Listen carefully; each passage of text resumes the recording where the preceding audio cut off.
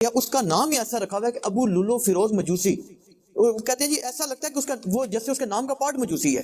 تو یہ کہتے ہیں جی کہ ہمارا ان سے یہ عقلی اعتراض ہے کہ مجوسی بندے کا پہلے تو مدینہ میں کام کوئی نہیں, دوسرا وہ مسجد نبی میں پہلی صف میں کر کیا رہے, اور بعد میں دوسرا اعتراض انہوں نے یہ کیا کہ جو تاریخی حوالے انہوں نے بے شمار پیش کی ہے کہ جو پاکستانی عالمی ہیں انہوں نے حوالے پیش کیے جی, انہوں نے کہا جی کہ یہ جو ہے نا یہ بعد میں ان کی جو ایک بیٹی بھی تھی 6 سالہ وہ بھی مسلمان تھی, تو وہ 6 سال کی بچی مسلمان کیسے تھی, پھر اس کو بھی قتل کر دیا, پھر باقی سٹوریوں کو نہیں ہم مانتے, جتنی بات ہے ہم اس کو ڈیفینڈ کرتے ہیں. صحیح بخاری میں حضرت عمر کی شہادت کا جو واقعہ ہے 3700 نمبر حدیث تفصیلی ہے. اس میں جب حضرت عمر کو زخم لگا ہے تو انہوں نے پہلا سوال یہ کیا کہ یہ میرے پہ حملہ کرنے والا مسلمان ہے یا کافر, تو بتایا گیا مجوسی غلام ہے, کافر ہے. تو انہوں نے اللہ کا شکر ادا کیا کہ میری وجہ سے کوئی مسلمان جہنم میں نہیں جائے گا, کیونکہ ایک مسلمان کا دوسرے کو قتل کرنا جہنم میں لے جانے والا عمل ہے. تو یہ بخاری کے اندر ہی موجود ہے کہ وہ مجوسی تھا.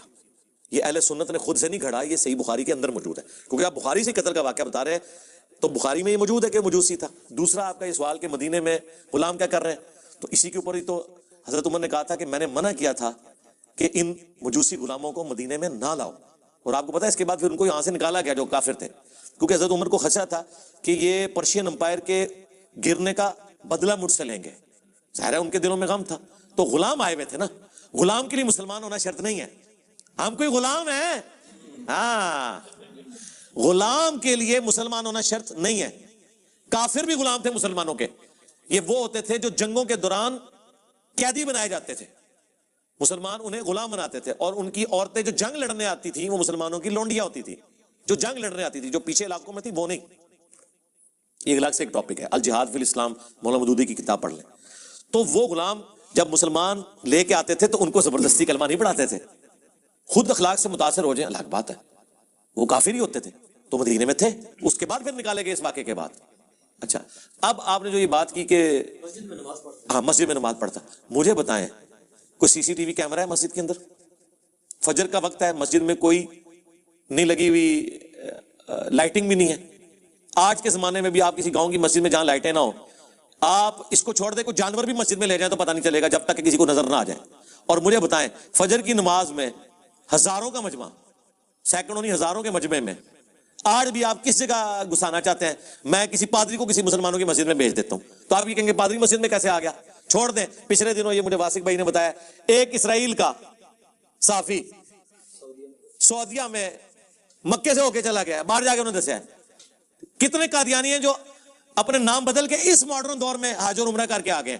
تو آپ کہیں گے یہ کیسے ہو سکتا ہے کہ قادیانی وہاں پہنچ گیا؟ قادیانی تو غیر مسلم ہے, اور غیر مسلم کا داخلہ وہاں پہ منع ہے.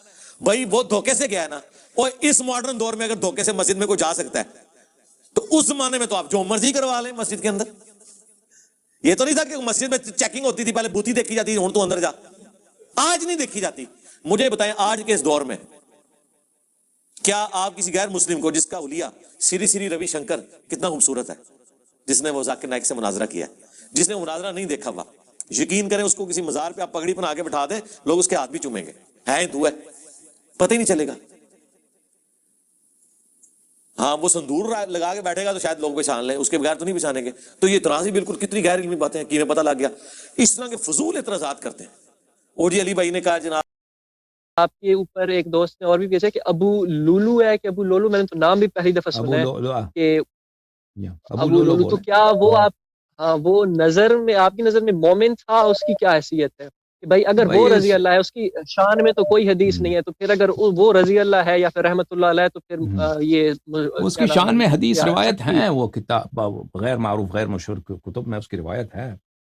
لیکن اس نے جو کام کیا ہے نا, جو کام کیا ہے حضرت زہرا سلام اللہ علیہا کا, اس نے جو خدمت کی ہے, جی ہاں, اور اس نے تو کوئی غداری تو اہل بیت علیہ السلام کے متعلق اس کی کوئی حدیث تو نہیں ہے کہ اہل بیت علیہ السلام سے اس نے کوئی غداری کی ہو, اذیت کیا ہو, کوئی جھوٹی بات ان کی نسبت دی ہو, یا وہ کسی طرح سے اس کی مذمت ہو احادیث میں. بلکہ روایات میں یہی ہے کہ امام امیر المؤمنین علیہ الصلوۃ والسلام عبد الرحمن ابن عمر کا جو بیٹا تھا, عبد الرحمن ظاہراً اس کا نام تھا, اس نے ان کی بیٹی کو قتل کیا تھا, ابو لؤلؤ کو. اور امیر المومنین علیہ الصلوۃ والسلام وہ کہتے تھے کہ جس دن مجھے حکومت ملے تو پہلا دن میں انتقام لوں گا, قصاص لوں گا عبد الرحمن ابن عمر کو, اس کو قتل کروں گا کہ کیوں تم نے ابو لؤلؤ کی بیٹی کو قتل کیا تم نے. تو یہ دلالت کرتا ہے کہ وہ ابو لؤلؤ کی بیٹی مسلمان تھی, تو یہ لوگ مسلمان تھے. اور امیر المؤمنین علیہ الصلوۃ والسلام ان پہ جو ظلم ہوا ہے اس کے خاندان پر، ابو لولو کے خاندان پر، اس کا انتقام لینے کی فکر میں تھے. اسی لیے عبد الرحمن ابن عمر بھاگ گیا تھا. جو ہی امیر المؤمنین علیہ السلام کے ساتھ بیعت ہوئی وہ بھاگ کے شام چلا گیا معاویہ کے پاس، معاویہ سے مل گیا. تو یہ جو ہے ہاں تو یہ اس میں بڑی تضاد کی بات ہے نا. ایک شخص ایسا ہے اس کی مذمت میں کوئی حدیث نہیں ہے، اور اشارات یہی، اس نے دین کی جو خدمت کی ہے وہ تو ایسا جہاد تو کوئی کر نہیں سکتا نا. اس سے تو اس کی زبان قاصر ہے اس کی عظمت بیان کرنے سے، اور اس کی مذمت پہ کوئی حدیث نہیں ہے، اور بلکہ اس کی تعریف میں، اس کی تائید میں حدیث ہے غیر مشہور کتب میں. اسرار الشہادہ میں جو وہاں پہ اس کی روایت میں نے بہت سال پہلے دیکھے تھے، اب یاد نہیں پڑتا کہ اس کو کس طرح سے کس صفحے میں تھا. اس میں روایت یہی تھا کہ اس نے امام علیہ السلام کے اذن سے، امام علیہ السلام کی اجازت سے اس نے وہ کیا تھا، جو جہاد کیا تھا. ٹھیک ہے.